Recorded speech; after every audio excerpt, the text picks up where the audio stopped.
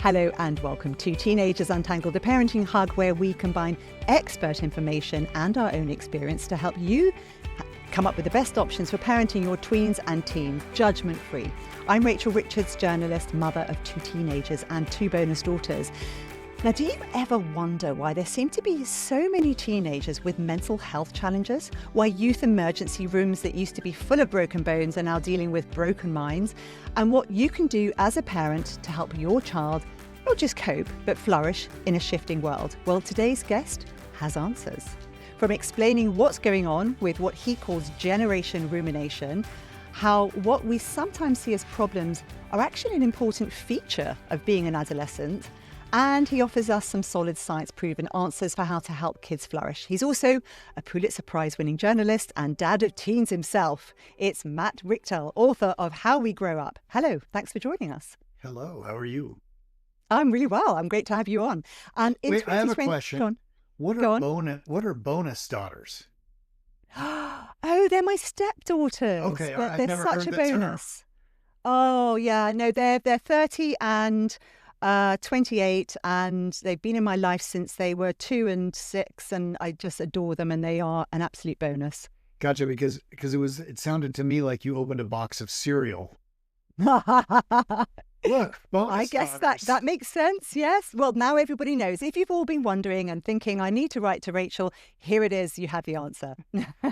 In 2020, you were dispatched by the New York Times to try to understand the adolescent's mental health crisis, and you've been investigating it ever since. So we're not imagining this mental health challenges and this big increase in self-harm, but you're clear it's not COVID that caused it, and it started earlier than that. What have you been discovering?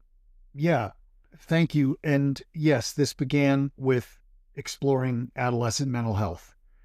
And it led to some answers and to some more questions. The answers included, yes, something is going on with adolescent mental health.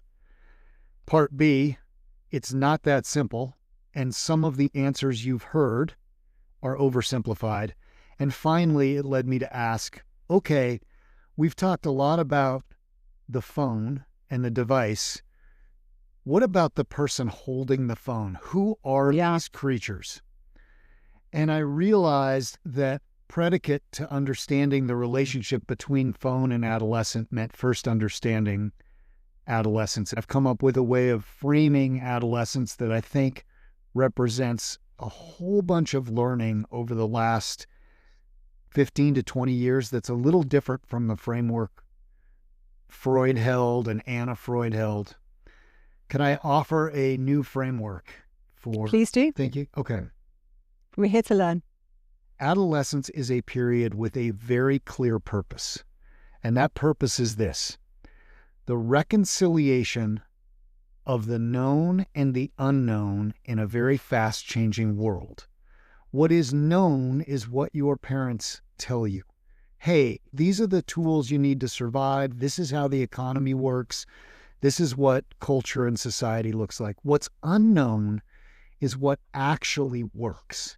And as the world changes, it is vital that each new generation learn to take what we've understood and match it against what is actually out there.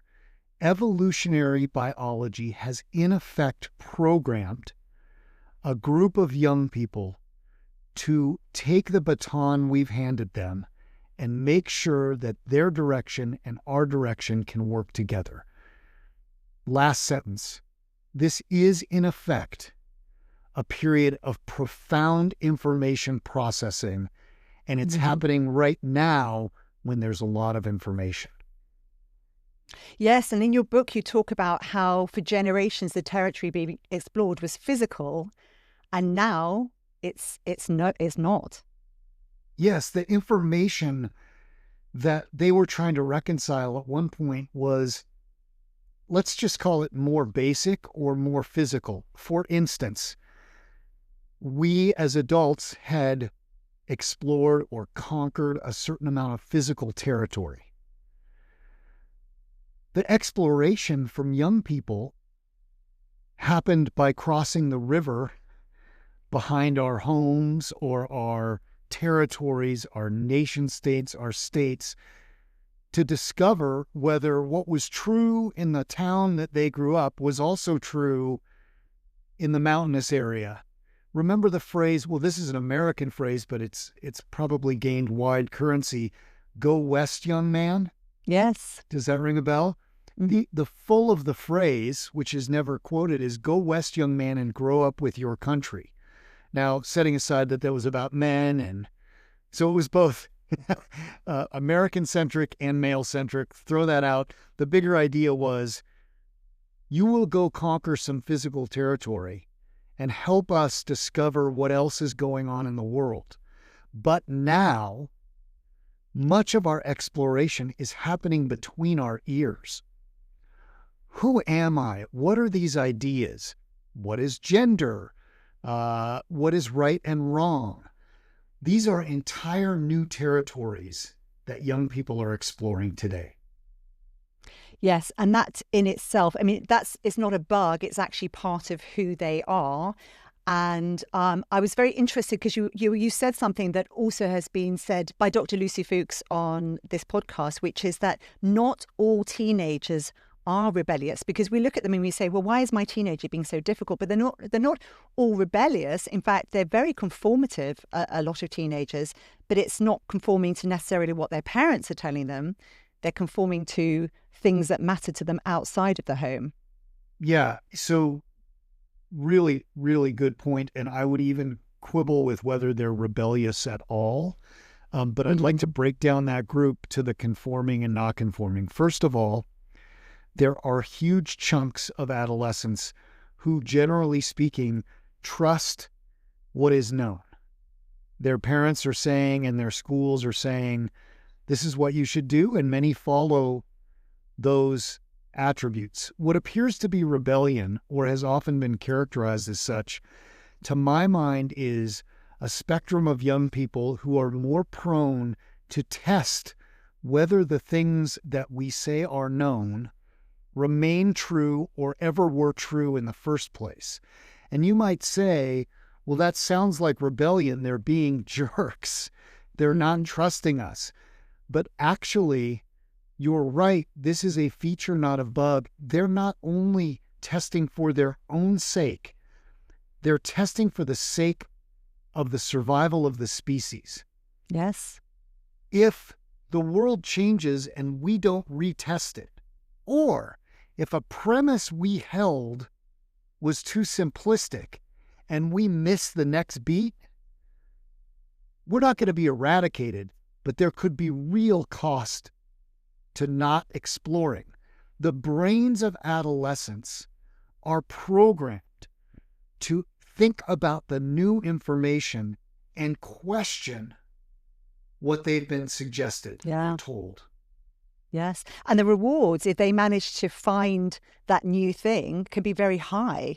You know, it's like finding a new world or a new whatever. And that we're programmed for that. You've picked the word, reward. So in the brain of an adolescent, reward is much more salient. The way I would think about it is, Rachel, is that at this point in my life, if you said to me, hey, how would you like to go have some pints of beer? I would think, well, the reward may be modest and I'm going to feel like crap tomorrow. Yes. But if you're a young person, you think, hey, something good could happen. And I'm not even thinking about tomorrow morning. I'm thinking about the potential reward of that experience. Mm-hmm. Because as you said, something magical might happen. Probably not. Probably you're just going to be hungover. But some period of the time, it'll work out. Yeah, but also the things we want our teenagers to do have risks in themselves. So, you know, we want our kids to venture out into the world in a way that aligns with what we think will be safe and we'll reward them in line with what we've always believed to be the right thing to do, like get a good education and get a good job. But for them, these are quite risky things because we've actually got quite a high level of competition in the workplace now compared to what it used to be, because there's so many graduates coming out of universities and just generally socializing when people have spent a lot of time online. All those things can feel very risky now to teenagers. Is that what you're finding? Yes, and you've almost got at something that is one of the biggest sources of blowing my mind in the course of learning about this, which is that things we held to be true were in fact true for us. And I will give you an example that pertains very much to this conversation. It was true for me in my generation that reading books was how we learned. It was social currency. It was how we trained our brains. And there was enormous efficiency. It was, in fact, Rachel, true. Yeah. My kids listen to podcasts. This is how you and I are communicating information now. Is that any less true? But parents are, I don't know if you feel this with it's 19 and 17 are your girls? Yeah. And how old are your bonus kids? 30 and 28. How often have you had a conversation about reading with them? Well, actually, fair amount, because we do read a lot as a family. Okay, so you do. Yeah. Well, you're the family Yes, we do. that still reads. It's making us all feel rotten. Well, you're in a not in an anomaly, but it's harder and harder to get kids to read. For them, it's much harder. To your point about the complexity or changing economy, it may serve them to ingest, digest, and metabolize information in a different way. Here's the punchline of this that's blown my mind. Both things are true. It was true for us that a certain way of learning was the way to survive. It is true for them that a different way of learning may be the way to survive. And if you want to add a wrinkle about why this is also stressful and feels like rebellion to adults, it's because this is also very threatening to us. It's one of the big takeaways of this book, How We Grow Up. We cannot always take things so personally as parents. They're not rejecting us. They're matriculating sometimes into a new environment, and one that economically can be scary for us because we don't understand it. I that's so profound. I absolutely totally agree. And I think I do wonder, though, when we look at what they're trying to navigate, the big difference between the world we navigated and the world they're navigating is our world was by definition quite limited, whereas for them, I think you even said this in your book, there's almost too much opportunity, there's too much design space, and that can be overwhelming. Yeah. And I want to put that, you've really, really important point you bring up, and I divide it into 2 points. One is every generation of parents has felt the same way. So one thing to recall is that in the 1960s, the parents of those children thought they're going into the wilderness. It's so complicated. They have no idea. And you can even go back and read quotes at the time where people said the world's so complicated, it will never be any more complicated than it is. So bit of context is that has been experienced by parents and older generations for a big period of time. But nonetheless, I think it takes us to a real fundamental point about how we help our kids, which is not to help them. Our emphasis shouldn't necessarily be helping them figure out a specific instance or a specific challenge, but rather how to cope emotionally in a very fast-changing world that throws a lot at them. And this is why the book, How We Grow Up, also applies to us as parents. Because if nothing else, what I understand now is this world is not getting simpler. And one of the challenges that we face as older generations, and I would argue even reflects our complicated politics today is some people are very hopeful we will return to a quote-unquote simpler time. But there is no evidence in any prior experience that things are going to go back to the 1950s. No. So that's a really good point. So it makes us, the tools we want to give them are not, you must read a book because books are how things are always been done. Rather, how are we going to help you recognize that it's a very complicated world and you can't get thrown off emotionally every time something changes, feels chaotic, feels emotionally upending? Oh, yes. That's actually a really, really important point. And I think one of the problems which you raised in the book is that kids are reaching puberty way earlier than they ever used to. So, they're physically changing and they're tipping into puberty when their brains really aren't up for the level of things they're being exposed to. Right. So this fits in directly. Puberty we've often thought of as being about reproduction, but it's actually a really fundamentally a neurological and neurochemical event. Yes. And that event is set up by puberty when a bunch of hormones come in that sensitize the adolescent brain to the world around them. Why? Oh, yes. The reason goes back to what we've been talking about earlier. For a long time as a child, pre-puberty, you've been raised in a home where you were taken care of. When puberty hits, your body and mind are preparing for reproduction, should you choose to do that, but they're also preparing for you to be able to care for your offspring and yourself.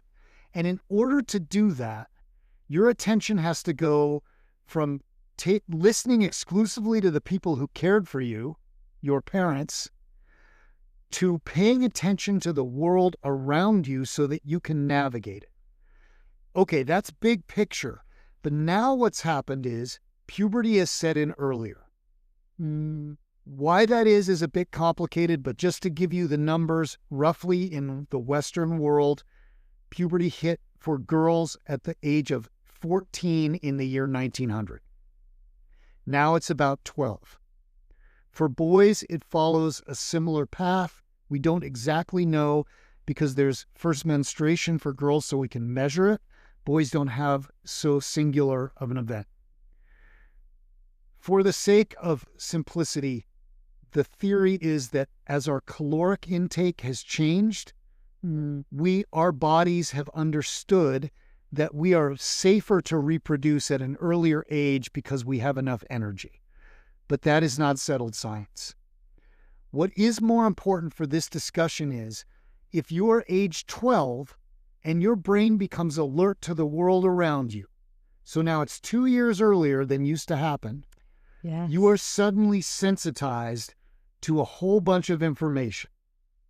But the big but here is the rest of your brain is not fully developed yet.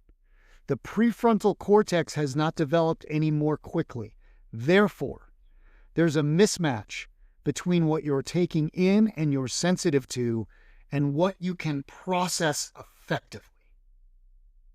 That's so fascinating. And that mentalizing, I think Lucy Fuchs talked about it, the mentalizing being that you start to understand that other people think things differently from the way you think, and that they will be having opinions about you, and that when they smile, they may be being sarcastic, whereas when you were younger, that wasn't such an important thing, because biology tells us this could be life or death. They might be about to kill us if they're being sarcastic.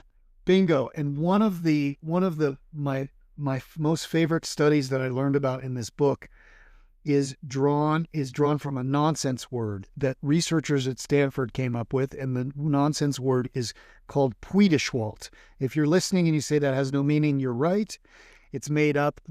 What these researchers wanted to do was find a word that no one had heard of before, and then they asked mothers to speak this word to their children, and they asked strangers to speak, strange women who were not known to the child to speak this, while these children were having their brains imaged.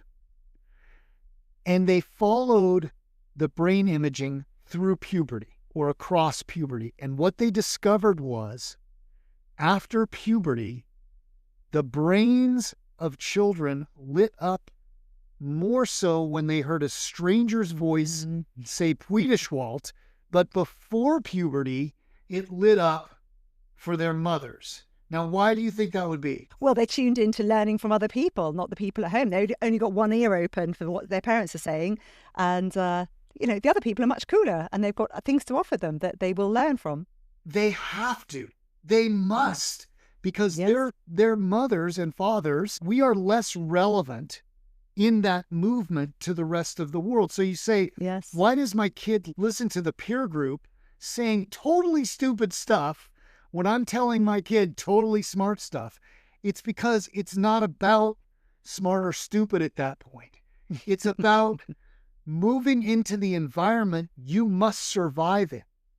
And so the example you give of the smile, is the smile real or sarcastic? At the age of 8, it may not matter because the person who you have to read is your parent. That's where the food comes from. That's where the roof gets put over your head. But at some point, you've just got to know, what does that smile mean? Is it wry? Yeah. Is it angry? Is it sarcastic? Is it authentic? If you don't know, you may not eat, or you could be imperiled in the grand evolutionary scheme of things. Yes. Yes, it makes so much sense. And for us parents who are watching our kids look outward, it's quite stressful. But when you understand it, it makes it much easier to cope with. But so now we've talked about puberty, and there was lots of stuff in the book about some of the chemical things that are going on. But actually, what I'm interested in is how does that make you then, as a parent and as someone who's looked at the science, view the relationship with social media and with having access to the internet? Yeah.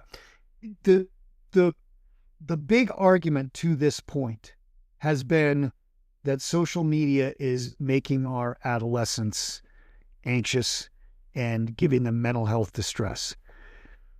I think it's too simplistic. And the first thing I want to say is that there is a lot of science that has tried to connect the dots between using social media and anxiety and depression. And if you look at the very specific science that measures what happens after a young person uses social media, some feel less happy and some feel more happy. So that alone does not describe why young people are distressed. However, one of the arguments that I find pretty powerful here is that when someone is online all the time, this can be TV, it can be social media, it can be whatever, they are online at the expense of some very important behaviors that we know to be healthy for the developing brain. Yes. This is what I think of as a displacement theory. Foremost, Rachel, full stop, is sleep. So, yeah, I wish you could Exactly. see Rachel's face here. I did an episode just recently about the importance of sleep. Absolutely, I'm 100% with you. Go on, sorry. To any adult out there, I would say, name the circumstances under which you've overreacted, gotten mad at someone for something you weren't actually mad about, had a tantrum at work or with your spouse or partner. I would argue that so much of the time it's when you are tired. So now you take an adolescent who is already hyper attuned to the world, and you take away an hour and a half of sleep because they've been playing Bing Bong on their internet. Bing Bong, not an actual name. But right there, you've explained a huge amount of the problem. Then mix in you're online all the time, so you're not exercising. Exercising not only can make you tired, but it can reduce that adrenaline, and it can help you process information that you're already feeling overwhelmed with. So when you see things like sleep, exercise, in-person interaction, which allows for processing of information, when you see those things go down, it's not a direct result. That the challenge isn't necessarily a direct result of watching Instagram. It's what all those hours displace that are very healthy. So, so the way I think about it isn't, is social media harming my kid? It's, what do I first need to give to my kid in their lives to create a foundation upon which they may go do some other things that I don't understand or like, are not part of my truth, and maybe part of their truth. But first, there are some things I know to be scientifically proven: sleep, exercise, in-person interaction. Matt, I feel like you read my Substack. I wrote an entire section where I wanted to explain to parents how I would go about introducing devices into the home and how I would think about them. And I said, before you do anything else, and even if they have devices, go back to, are they getting the sleep?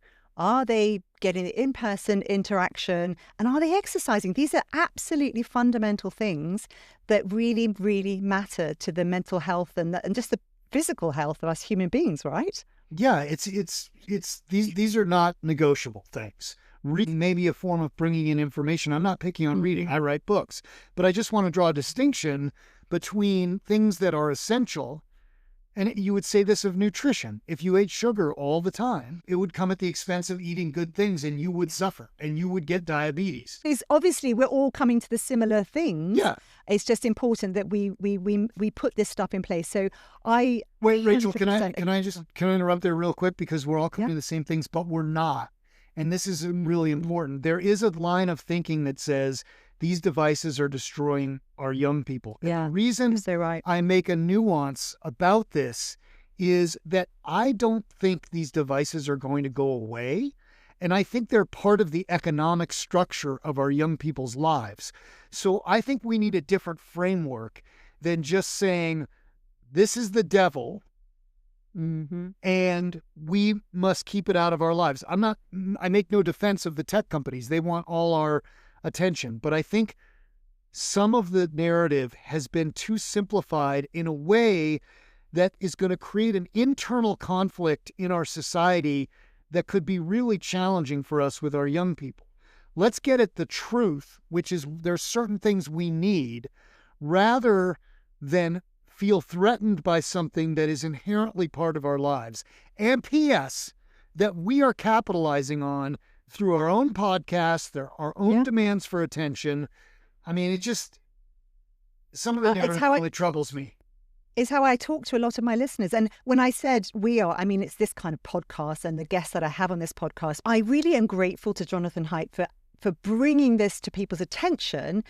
But I think that what's happening is these singular messages can be really problematic, and they also cause huge tension in homes. I've got lots of parents writing to me talking about the impact it's having on their relationship with their spouse because they can't agree on the way that they run this at home, and it's causing a lot of problems. I'd like to add a layer to it, and I agree. It's great that Jonathan put this on the map. But what I argue in this book is that the challenge we face as a society is much more fundamental for how our young people grow up and how we grow up. And the much more fundamental is, whether it's the device or something else, the complexity of the world is not going to change. We are going to continue to have change, and it may even continue to accelerate. So if our devices are the current modality in which that information or change is presented to us, if they're the current way in which information is being delivered, they may not always be. But the fundamental challenge remains that we have a highly sensitized brain of an adolescent trying to reconcile what is known and what is unknown in a fast-changing world.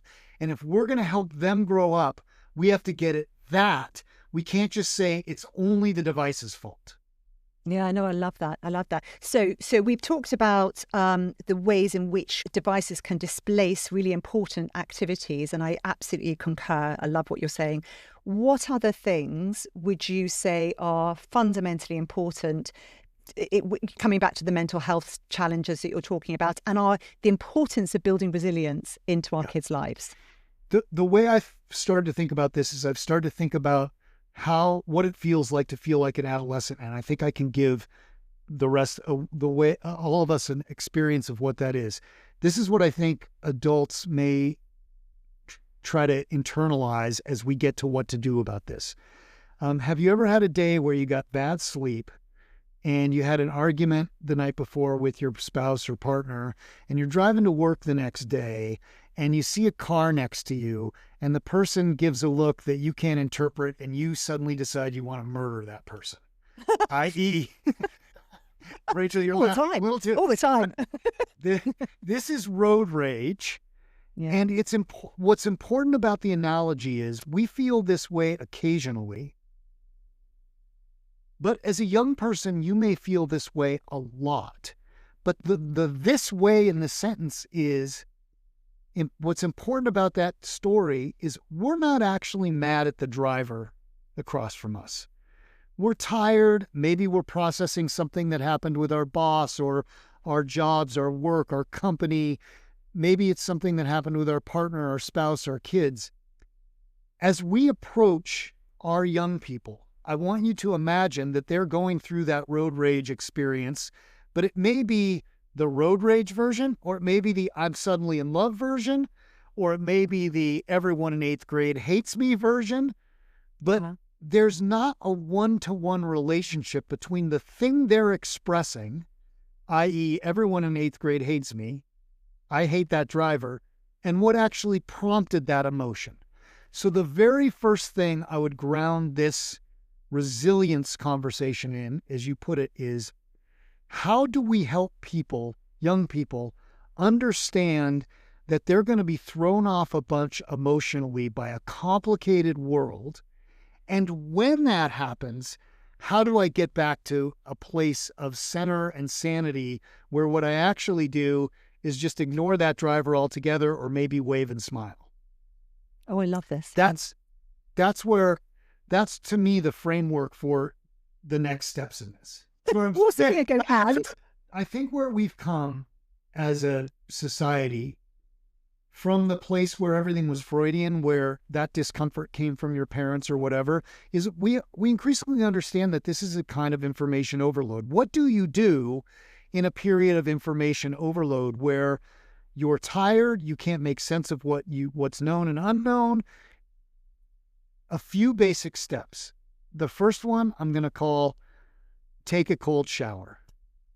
It sounds overly simplistic and silly, but it's a metaphor and a concrete example at the same time. In those moments of intense neurological phenomenon, our brains are essentially hijacked by a concoction of chemicals that we can't necessarily talk our way out of. Maybe you can, but what's interesting about some of the science today that's drawn from cognitive behavioral therapy and dialectical behavioral therapy is they're aimed at helping young people, or all of us, process emotion that is as much a neurochemical event as it is a reaction to a specific thing. If you take a cold shower, it can actually change your neurochemicals, but let's not overdo that one because it's too simple. It doesn't work for everyone. You can put your face in the snow. You can get exercise. You can get a good night's sleep. You can have a cry. And if you can afford it, and this is probably where society should go, is you would have some tools taught to you by cognitive CBT or DBT. Do you know these broad ideas? Yes, your audience? yes, we talk about, that will help you learn to process these emotions in a way that doesn't have you ruminate necessarily on them. For instance, your kid comes to you and says, everyone in 8th grade hates me. If you ask your kid, let's talk about whether everyone in 8th grade hates you, you may actually get them ruminating on that very idea when that is a period of time when their brains are, I don't know, it's like when they say, you made me the same thing for dinner, I hate your guts. I don't know, you can go down the list of things that sound irrational, and they are irrational. What the metaphor of being in the cold water or any of these other examples stands for is helping them work through that period of intense emotion so that then you can have the conversation. The next day, after sleep or after exercise or after a meal or after just letting that work through their system, they might say, you know what, I realized Johnny likes me in 8th grade. And then you never have had to seize on this period of intensity. When people point at the mobile device as the cause of this, I think what they're getting at indirectly is that there's a whole bunch of information coming at someone that someone has to process. Our job is to help them figure out how to get through those periods when the emotion is too much, when the overload is too much, and then they can look at the driver next to them in the car and go, oh, you were actually smiling. Let's listen to Sgt. Pepper on the same radio station. I don't know why I thought of that example. So that I think is how we grow up, is by coming to terms with this information processing experience. So it's actually going through it, the whole thing, rather than trying to put it away and ignore it. It's interesting, isn't it? Because I don't know. You see, you've got a boy and a girl. I've got girls. I know that they come at things in a slightly different way. And I have found with my girls that one of the most effective things is just if they come home and they're keyed up, I sometimes they need to just go off and do their thing. And if you push them, you're just going to cause problems. You have to let them find their path through that emotion. But also, if they do tell me something, I just go, that sounds really hard. Bingo. That's it. They call this validating. Yes. The reason is, going back to our framework, let's say we add more information. I'm going to tell you what to do. You're actually adding information to information overload. So it would be like when your computer is frozen and you're just like hitting the enter key. That's a great analogy. That does not go well. No. Also, letting them do their own thing is leads to something we began with, which is you can't take this stuff personally. And a lot of times what parents do in that situation is they go, I'm going to my room and shutting the door. And then the parent says, don't talk to me like that. I put food on the table. They take it personally, but that is also adding information into a system that is already overloaded. There is no rational way for that brainstorm to take in any more wind or rain. Let it pass. But that means, dear parent, fellow parent, my compatriot, I love you. I know you're there. I feel it. Is when they say that thing that comes off as mean to us, we can't react. Yeah. It's counterproductive, and they're not learning a lesson in that moment because they cannot. Yeah. No, I absolutely love that. I mean, one of the other things that you talk about in terms of just help, because you've got the sort of DBT things like the ice water, and you can physically just stick your head in a bucket of iced water. And that. Wait, you're saying you can or you can't? You could. One could. You can. I have done it. You could. Yes. So just kind of reset the system. It's surprisingly effective some portion of the time. I urge people to try it. It's a really strange transformation. I don't think there's sort of dive reflex, isn't it? It's sort of anyway. The other thing, one of the other things you talk about is the dinner table, and I go on about this all the time because I'm quite surprised by how many parents don't do this, and I totally understand when people have got very difficult schedules and their kids are off going different things. It does slide. I understand that, but finding at least one day a week when you're all around the table can make such an important impact on your child's life. The way I've come to think about the dinner table is the original form of social media.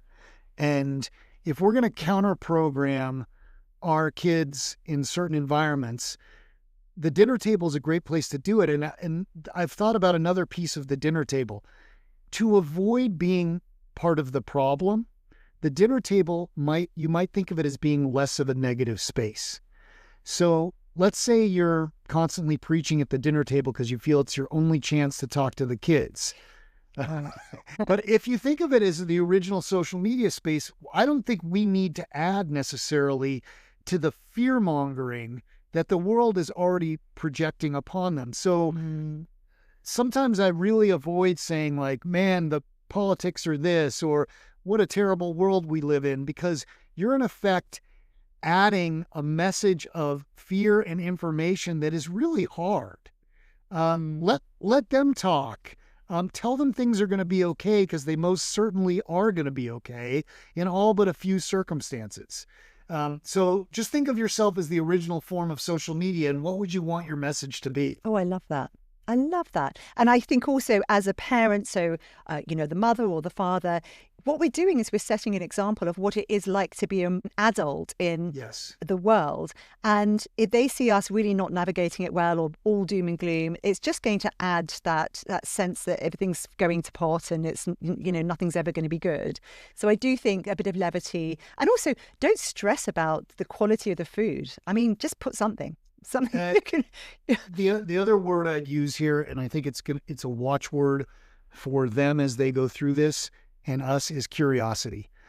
If we could teach them even, there's a handful of skills, but one of the most important, I would say, is curiosity. And the reason for it, going back to the framework for how we grow up and survive in a difficult society or a changing society, and which makes it difficult, is the more curious we can be in our approach to that, the less rigid, the less threatening all of those changes are going to be. So if we can model curiosity when they come across a new thing in the world, rather than see it as a threat, they may say, that's an opportunity to learn something.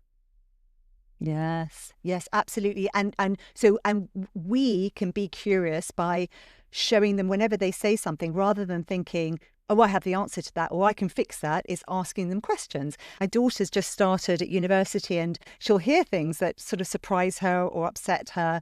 And I said, just come at it with curiosity. Just always ask the people, so how did you come to that viewpoint? That's really interesting. And you don't even have to put your viewpoint across, because I think all of us feel that it's really important to have a view. And I've noticed my teens feel this is really important. It is actually what I would consider to be a pretty significant defect of the political and cultural environment that we're in right now, is that everybody has to have an opinion, because what it forces us to do is it forces us to become rigid about things that are complicated. Yes. And then then our egos get involved. And I would suspect that happiness and curiosity are pretty closely linked, although I have zero evidence to that effect, as I now exhibit an opinion without. But what I really am getting at is, when someone's backed into a corner and feels they have to defend a position that is pretty rigid, it's not an easy place to be. If you can say, these are my inclinations, but this is a pretty tough topic. What do you think? You've immediately taken a huge burden off yourself. Yeah. And I think that so many kids, they're seeing a lot of stuff on social media. They're seeing people with very strong political opinions, and they don't know enough. And I keep saying to them, you don't have to have an opinion on everything. Just, pick things that really matter to you, and the rest of it, just ask questions and allow people to tell you what they think. One thing I want to do before we finish is I also want to go through one of the really wonderful things you talked about, which is this critical role of routine. A while ago, I asked all my listeners, look, anyone who's not having arguments at home about bedtime and anything, just tell me, what's your secret? Tell me your secret. And every single one who wrote to me and said, it's simple, said it's just routine. It's our family all stick to the same routine. We have a very certain way of doing things, structure around certain things. So and you talked about this in your book, where you say teens crave structure, the bedtime, the getting the homework done, limiting device use, but not rigidity about what they're thinking and saying. Yeah. What those routines do is they establish the things that we know work. Yes. So that there is more brain space, emotional space, neurological muscle to grapple with the things that are more complicated. There is nothing complicated about whether you need sleep. Therefore, if the routine involves taking the device out of the room at night to reinforce sleep, if the routine involves this is when we eat and these are the healthy things we eat, those help the brain through this explosive information processing period. The beauty of routine is it puts the tools in place so that other things can work. And I really like the point you make about being less rigid about what people think and feel, because in particular, feelings are, when they get cut off, they create a lot of sense of conflict inside a young person. We can't tell them what to feel. No. We can't tell them what to think. But if they are rested and fed and cared for and loved, they're less likely to have destructive or self-destructive feelings, because their neurochemicals aren't going nuts trying to compensate for sleeplessness and lack of nutrition and lack of feeling safe. I love that. I just want to say that there is a genetic predisposition in some kids to be more distressed than others. And that's not necessarily what the parent's doing or anything. That's just, we have to understand that. Yeah, we what we've left out here is there are rising rates of anxiety and depression. Remember, we were talking about in the old days, you would cross a river and you'd have broken bones, and pediatricians used to see much more physical ailments. They see more mental health ailments. The spectrum of young people we're talking about are those who have a predisposition from familial history or genetics, and those who don't. But in an environment where things are increasingly internalized, the spectrum of people who could be harmed emotionally, mentally, spiritually grows a little bit, because that's where the activity is taking place. Yeah. Internally. All of us can stand, whether our children are predisposed to this or not, to having some training for helping our kids navigate this internalized environment.